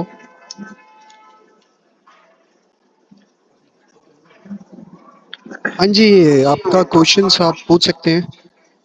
उसके बाद ये I can see one question Sadhana ji का है कि सर मैंने बी फार्मेसी किया है, मैं मास्टर फार्माकोग्नोसी करना चाहती हूँ, तो क्या सही है, कितना स्कोप है? देखिए मैम, बहुत स्कोप है, क्योंकि मैंने आपको बताया 2014 से पहले आयुर्वेदा प्लांट और फार्माकोग्नोसी का एज सच इतना बूम नहीं था इंडिया में। लेकिन अब जैसे कि गवर्नमेंट ने इस चीज़ को बढ़ावा दिया है कि कम कंसंट्रेशन में अगर हमें कोई ड्रग हाई एफिकेसी दे रही है जिसका कोई साइड इफेक्ट नहीं है, तो हम उसकी तरफ जा रहे हैं। तो फार्माकोग्नोसी, ऑब्वियस सी बात है कि आप एक फार्माकोग्नोस्टिक बन जाएंगे तो आप एक प्लांट को पूरा, जैसे बॉटनिस्ट होते हैं, उसकी मॉर्फोलॉजी, टेक्सोनॉमी, डिस्क्रिप्टिव स्टडी अगर आपने करी एम फार्म में पीएचडी में, तो you will be a scientist, you will be a professor किसी भी गवर्नमेंट यूनिवर्सिटी में, सेंट्रल, स्टेट या किसी अच्छे प्राइवेट सेक्टर में भी आप बहुत अच्छा पैकेज उठा रहे होंगे। तो रिक्वायर्ड है कि हम प्लांट से फाइटोकेमिकल को कैसे, फाइटोकॉन्स्टिट्यूएंट को कैसे निकाल के हम उसकी स्टडी करें। तो फार्माकोग्नोसी तो एक बहुत बहुत बढ़िया, मुझे लगता है एक बहुत वाइड आपको इसका एक एस्पेक्ट देता है। अगर आपको फार्माकोग्नोसी करनी है तो आप उसके बाद फाइटोकेमिकल स्क्रीनिंग या फिर फाइटो कॉन्स्ट्रेंट का क्या रोल है उसकी तरफ अगर आप जाएंगे, तो आई थिंक वो बहुत अच्छा एक आपको साइंटिस्ट और प्रोफेसर बनने की अपॉर्चुनिटी देगा। Any questions? ऋतिक अग्रवाल, ये ऋतिक अग्रवाल जी का माइक एक बार ऑन कर दीजिए। Sir, am I audible? Yes yes yes. Okay. Good afternoon, sir. Sir, thank you for giving me provide an opportunity to speak. Sir, मैं PhD रिसर्च स्कॉलर हूँ sir, GLA university से। और sir मेरे मतलब को L Mathura से sir, ये Alzheimer disease पे मुझे वर्क करना है सर। और मैं देख रहा हूँ कि एल्जाइमर डिजीज में जितने सिंथेटिक ड्रग है या फिर जो भी प्लांट्स को मैं जो यूज करना चाहता हूँ उन पे ऑलरेडी वर्क काफी हो चुका है, और मैं जितने डिफरेंट मॉडल्स लगाना चाहता हूँ वो ऑलरेडी प्रोसेस हो चुके हैं। अब मैं जब नई ड्रग्स पे जा रहा हूँ, जैसे कि अगर मैं फ्लेविनॉइड जा रहा हूँ या फिर एल्केलॉइड जा रहा हूँ या फिर मोनोटर्पेनॉइड्स में जा रहा हूँ, तो मैं वहाँ पे एक गैप नहीं निकाल पा रहा हूँ रिसर्च का, जो मेरे को एक चैलेंजिंग फेस कर रहा है। तो सर क्या स्टेप्स मैं फॉलो करूँ कि जिससे मैं एक गैप भी निकालूं, एक प्लांट भी निकालूं या फिर एक रीपर्पसिंग करूं किसी प्लांट का? अगर कुछ मुझे इसमें हेल्प गुड हो क्वेश्चन। तो। यस। देखिए, इसके दो क्वेश्चन है। पहली बात तो आपने बताया कि कोई प्लांट्स ऐसे एल्केलॉइड, फ्लेवेनॉइड है ना, वो मिल नहीं रहे हैं, है ना। तो आप पहले रिव्यू लिटरेचर करें, है ना। एक तो रिव्यू लिटरेचर करें, और रिव्यू लिटरेचर में अनरिपोर्टेड जितने हैं प्लांट, है ना, उनको लें। अब आप बोलेंगे कि अनरिपोर्टेड तो है नहीं, ये एक हो गया इसका पहला आंसर। दूसरा जो मैं करता हूँ, मेरे को भी लगता था कि यार पीएचडी जो है या कुछ भी ऐसी चीज है उसमें हमें कुछ नया नोवेल हम कर देंगे तो ही कुछ होगा, ऐसा नहीं होता। सी, मैंने आपको क्या बताया कि जैसे कि अभी हमारा आर्टिकल था साइप्रस वाला, उसे किसी अंडर यूटिलाइज लीफ को किसी ने काम नहीं किया था, लेकिन क्या अब उसके लीफ पे कोई और काम नहीं करेगा? करेगा। तो हमें क्या करना है ना कि सबने सब कुछ नहीं किया। जैसे कि मान लो आपको एडी, है ना, आपको उस पे एल्जाइमर डिजीज पे काम करना है, जो कि एक न्यूरो डिजेनरेटिव डिसऑर्डर डिजीज है ना। तो उसमें आपको क्या करना है, ये देखना है कि उसको किन किन पैरामीटर पे आज तक काम किया गया। किसी ने इन विट्रो किया होगा, किसी ने इन विवो किया होगा, किसी ने मॉलिक्यूलर डॉकिंग किया होगा, लेकिन क्या पता किसी ने साथ में उसका फाइटोकेमिकल का स्क्रीनिंग नहीं किया हो किसी प्लांट का, या फाइटोकेमिकल का स्क्रीनिंग किया होगा। तो अगर हम इन विट्रो की बात करें तो इन विट्रो में उसने कौन कौन सी एक्टिविटी की होगी। मान लो किसी ने एल्जाइमर का अगर न्यूरो डिजेनरेटिव देखा है, तो आप उसको कनेक्ट कर दीजिए। किससे कनेक्ट करेंगे? आप उसको किसी दूसरे डिजीज के साथ दूसरी एक्टिविटी परफॉर्म कर दो। या आप रैट मॉडल ले रही हो, रैट मॉडल पे मान लो किसी ने अल्जाइमर का कोई स्टैंडर्ड ड्रग लिया होगा, आप दूसरा स्टैंडर्ड ड्रग ले लो। काम हमें भी वही करना है, क्योंकि अगर हम कुछ नया कर देंगे तो इंडिया जो है वो पीछे इसीलिए है क्योंकि इंडिया को 20 साल से नोबेल प्राइज नहीं आया, है ना। अभी नोबेल प्राइज की जो लिस्ट थी, तो हमें भी कुछ नया नहीं करना, हमें उसी काम को और बेहतर करना है, तो वो नोबेल हो जाएगा। आपने जो भी काम चूज किया है इसका एल्जाइमर का, उसमें आप ये देखें कि जो ऑलरेडी काम हो गया है उसका आप अल्टरनेटिव क्या कर सकते हैं। अगर आप उसका इन विट्रो एक्टिविटी कर रहे हैं, तो इन विट्रो में आप स्टैंडर्ड ड्रग चेंज कर दें। तो जो आपने एल्केलॉइड फ्लेवेनॉइड का जो आपने फाइटोकेमिकल या आपने कोई प्लांट लिया है, उसका कोई अलग रिजल्ट आएगा। या उसमें आप डॉकिंग अगर आप करेंगे, तो डॉकिंग में आप दूसरा रिसेप्टर ले लें। आप समझ रहे हैं मैं क्या कह रहा हूँ? काम हमें भी वही करना है, लेकिन उसको हमें अल्टरनेटिव लेके करना है।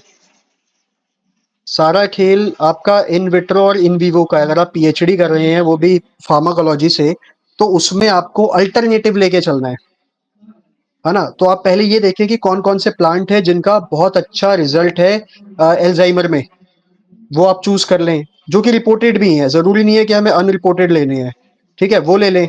उसके बाद आप ये चेक करें कि वो किस स्पेसिफिक प्लांट के पार्ट में पाया जा रहा है, उसका फाइटोकेमिकल करें।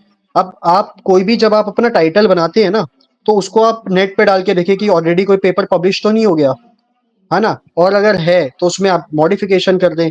किसी ने मान लो आपने कोई प्लांट लिया, जैसे आप कह रहे हो कि मुझे नोबल नहीं है, तो किसी ने एचपीटीएलसी किया होगा, लेकिन एचपीएलसी छोड़ दिया होगा उसका, या एलसीएमएस जीसीएमएस छोड़ दिया होगा, है ना। तो हमें वो भी करना है। जब हम वो कर देंगे तो हमारा नोवेल्टी अपने आप आ जाएगा। या डॉकिंग की होगी तो डॉकिंग एल्जाइमर का उसने कौन सा स्टैंडर्ड ड्रग लिया है उसको हमें उसके अलावा लेना है। समझ रहे हैं आप मेरी बात? या इन विट्रो करेंगे तो इन विट्रो भी हम एक एक्टिविटी को पूरी रिलेट करते हैं, तो वो आपका अपने आप ही एक नोवेल्टी आ जाएगा। Yes sir, thank you sir समझाने के लिए। ऋतिक जी मैं आपको ये बोलूंगा कि आप दो इंग्रेडिएंट्स लेके चले, स्पाइकेनर्ड जिसको जटामांसी बोलते हैं, और एक वच। आप इन पे थोड़ा स्टडी कीजिए इसके साथ साथ। सर आप रिपीट कर सकते हैं प्लांट का नाम सर? जटामांसी, स्पाइकेनर्ड बोलते हैं उसको, आप नोट कर लीजिए, जटामांसी। यस और सर। वच, वच वच वच। VACHA। ओके जी, थैंक यू इस पे सर। थोड़ा स्टडी कीजिए। Thank you sir.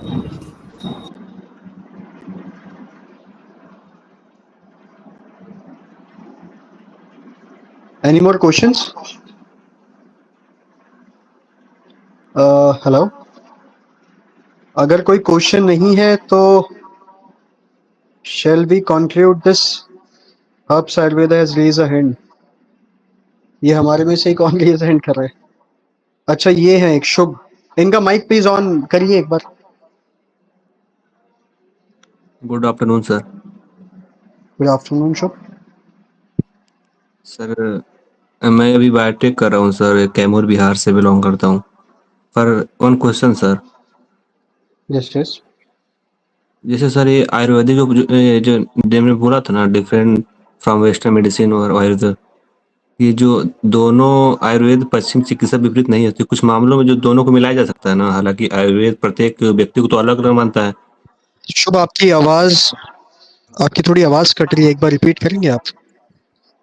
जैसे सर बोले थे कि Ayurveda different from western medicine, जैसे मैंने आपको क्वेश्चन मैंने पहले ही किया था इस कि आयुर्वेद पश्चिम चिकित्सा हाँ। विपरीत नहीं है, जैसे कि कुछ मामलों में ऐसे होता है ना, दोनों को मिलाया जा सकता तो है, हालांकि आयुर्वेद प्रत्येक व्यक्ति को अलग मानता है ना, अलग अलग प्रत्येक मामले में विशेष चिकित्सा करते हैं कि अलग अलग आयुर्वेद मानता है।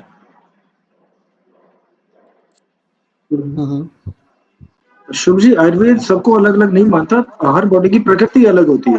आयुर्वेद अलग नहीं है तो प्रकृति आदमी की अलग अलग होती है। जी सर। एक्चुअल में ये है ना, आप ये पूछना चाह रहे हैं ना कि वेस्टर्न या फिर एलोपैथी इंग्लिश मेडिसिन से आयुर्वेदिक मेडिसिन क्यों अलग है, ये है आपका क्वेश्चन। और क्या वो सपोर्ट में दोनों को हम लेके चल सकते हैं, आपका ये है क्वेश्चन। हेलो। वही क्वेश्चन है सर। देखिए आवाज आजकल तो मैं ये बोलूँगा कि आयुर्वेदा जो है, जिसको हम ट्रेडिशनल मेडिसिन कहते हैं, उसमें अब 99% मॉडर्न मेडिसिन्स को लेके चलते हैं, उसमें उसको साथ में लेके काम हो रहा है। जैसे कोई भी अब दवा बनती है ना, तो उसमें हम बाइंडर, जितने भी फार्मेसी के हैं उनको पता होगा बेहतर, बाइंडर्स एक्सीपिएंट को ऐड करते हैं, जो कि कुछ नहीं होते, केमिकल कंपाउंड्स होते हैं हमारे, जो एलोपैथी के बने होते हैं, ताकि उसकी थोड़ी सी इफेक्टिवनेस बढ़ जाए उस ड्रग की। जो मैं अगर कोई मान लो वासा जो है या कोई हल्दी की है, ये जितनी भी चीज़ें हैं ये मैं ले रहा हूँ, अगर ये मैं किसी भी diabetes, cancer, heart attack, BP high, किसी के लिए भी मैं ले रहा हूँ, तो उसका मुझे जहाँ असर मिल रहा था, उसका जहाँ मुझे असर लग रहा था कि वो 20 दिन में हो रहा है, ठीक है। अब मैंने बाइंडर्स एक्सीपेंट बढ़ाए, तो इसका मतलब ये नहीं था कि मैं उनका वेट बढ़ा रहा हूँ, खाली उसको पंच करने के लिए मैं उसको 500 mg की बना रहा हूँ, है ना। उसका रोल ये था कि वो उसकी एफिकेसी भी कहीं ना कहीं बढ़ाएगा, ठीक है। और दूसरा ये है कि जो आयुर्वेदिक ड्रग्स बन रही है, अब अगर हम उनमें मॉडर्न डाल रहे हैं, हम सारी चीज़ें मॉडर्न, चाहे अब हम टेक्नोलॉजी का यूज़ करें, इंस्ट्रूमेंट्स का, या फिर हम उनके अंदर बाइंडर्स डालें, या फिर हम उसको स्टैंडर्ड ड्रग के साथ कंपेयर करें, तो हम ये तो नहीं कह सकते कि 100% अब आयुर्वेदिक ड्रग्स जो है वो 100% जो है वो हमारी कोई साइड इफेक्ट नहीं दिखाएंगी। नहीं, ऐसा नहीं होता, झूठ बोलने वाली बात है। वो दिखाएंगी, लेकिन वो 1-2% दिखाएंगी। आप वेस्टर्न ड्रग्स लेंगे तो वो आपका 75% after the age of 55 you can see कि अगर कोई इंसान ड्रिंक, स्मोक, या फिर वो हाई पॉल्यूटेड एरिया में भी नहीं है ना, लेकिन वो दवाइयाँ खा रहा था कई टाइम से, तो वो 55-60 की उम्र में उसके कुछ ना कुछ ऑर्गन पे डिफेक्ट दिखेगा उसको। लेकिन कोई अगर बचपन से ही आयुर्वेदिक मेडिसिन खा रहा है, तो वो देखेगा कि भैया अगर वो ये सब चीज़ें नहीं करता, तो विद टाइम 55-60 के बाद, जहाँ एक इंग्लिश मेडिसिन वाले का मान लो 40 से 50% ऑर्गन में इफेक्ट आया, वहाँ उसका सिर्फ 5 से 10% होगा। तो मॉडर्न मेडिसिन को भी हमें लेके चलना है आयुर्वेदा में, ठीक है। लेकिन आयुर्वेदा का क्या है कि जो चीज़ हमें एलोपैथी या इंग्लिश मेडिसिन ज़्यादा नुकसान दे रही थी, वो ये कम कर देता है, बस ये है इसका। सर, ये जो आयुर्वेद है इसका असंतुलन कैसे पता लगता है सर? ये अभी प्रवेश जी इसका आंसर देंगे। शुभ जी, अब तो मैंने शुरू में ही बताया है कि वात, पित्त, कफ तीनों दोष जो है वो इम्बैलेंस होता है, तो बॉडी पे अलग अलग उसको रिएक्शन होता है। ठीक है, पित्त वालों को कॉन्स्टिपेशन, बॉडी पेन और इन सब की प्रॉब्लम रहती है, डायबिटिक की। ज्यादातर सबको वो प्रकृति के हिसाब से है कि उनका रेशो कितना है। वात वात वालों के, पित्त वालों का बॉडी में रैशेस होता है, ब्लॉटिंग की प्रॉब्लम होती है, हाइपरटेंशन की प्रॉब्लम होती है, चेहरा लाल हो जाता है, उनको वो थोड़ा सा गुस्सा ज्यादा होते हैं। तो ये सबकी प्रकृति अलग अलग होती है। कफ वालों का मोटापा ज्यादा होता है, वो कितना भी एक्सरसाइज कर लें, डाइट कंट्रोल कर लें, उनका वेट रिड्यूस बहुत कम तक होता है अकॉर्डिंग पित्त वालों के या वात वालों के। अगर वात प्रकृति वाला आदमी अगर ओबेस है, तो वो अपने एफर्ट से अपनी ओबेसिटी को कंट्रोल कर सकते हैं। लेकिन अगर कफ प्रकृति वालों को ओबेसिटी है, तो वो लाख प्रयत्न कर ले, उनकी ओबेसिटी कंट्रोल नहीं हो सकती, ना किसी मेडिसिन से और ना उनके खान-पान से, ना उनकी जीवन शैली से। तो उसके लिए आपको थोड़ा-सा और डेप्थ नॉलेज लेना पड़ेगा। लेकिन मैं अभी जो मैंने माइक ऑन किया है, वो सुधांशु जी के से थोड़ा-सा डिसएग्री हूँ मैं कि आयुर्वेद में एलोपैथिक को जोड़ा जाता है, मॉडर्न मेडिसिन को जोड़ा जाता है उसकी बाइंडिंग में, ऐसा नहीं है। होता है, बहुत कम मात्रा में होता है। हाँ, साइंस को ज़रूर जोड़ा जाता है, ना कि एलोपैथिक मेडिसिन को। ठीक है। तो हम इसमें साइंस जो को जोड़ते हैं, जैसे पल्वनाइजर है, ग्राइंडर है, मास मिक्सर है, सिर्फ इक्विपमेंट्स जो है वो हमारा साइंटिफिक होता है। हर्ब्स, चाहे वो बाइंडिंग हो, वो हर्ब्स जड़ी बूटियां होती है, चाहे कलर हो वो जड़ी बूटियां होती है, एक्सीपेंट हो वो जड़ी बूटियां होती हैं। तो इसके लिए बेटर बता पाएंगे डॉक्टर अक्षय जी।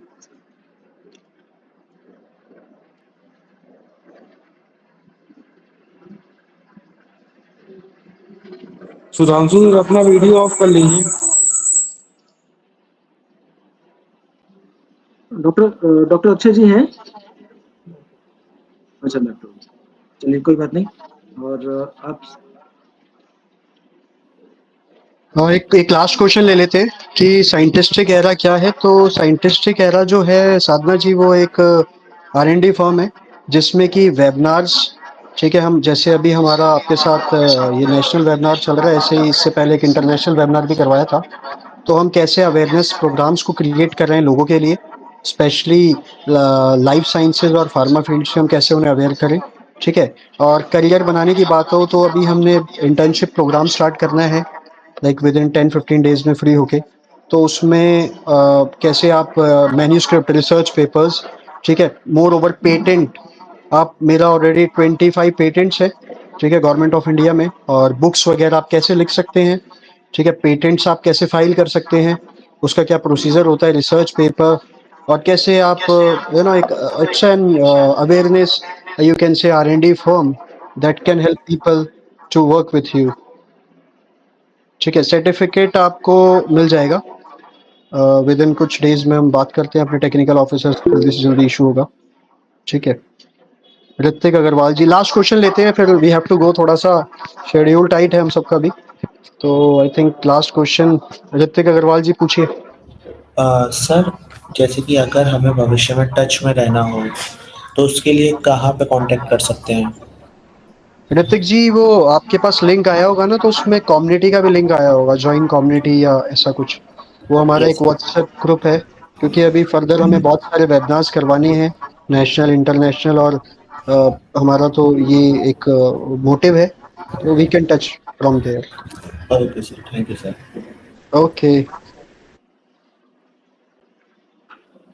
ठीक। आज का ये हमारा वेबिनार बहुत सक्सेसफुल रहा, और सबसे पहले मैं आप सभी को धन्यवाद करना चाहूँगा जिन्होंने ज्वाइन किया है, और दिल से धन्यवाद है आप लोगों का। तो कंक्लूजन ये रहा हमारा कि आयुर्वेद और साइंस दोनों मिलकर अगर इकट्ठे चले, हमारे पास अभी बहुत साइंटिस्ट भी जुड़े हुए हैं, PhD IT वाले सेक्टर से जुड़े हुए हैं, उन सभी को धन्यवाद, उन्होंने हमें इतना सपोर्ट किया। और आगे हम लोग इस तरह के प्रोग्राम करते रहेंगे। आज हमें बहुत अच्छा बूस्ट मिला है आप लोगों को। बहुत बहुत धन्यवाद। Thank you sir. Thank you so much everyone for joining. I hope आपको अच्छा लगा होगा, आपके क्वेश्चंस भी क्लियर हुए होंगे, एंड स्टे इन टच, सो हम और बेहतर ये कुछ चीज़ें लेके आए आप सबके लिए। Thank you so much, thank you so much.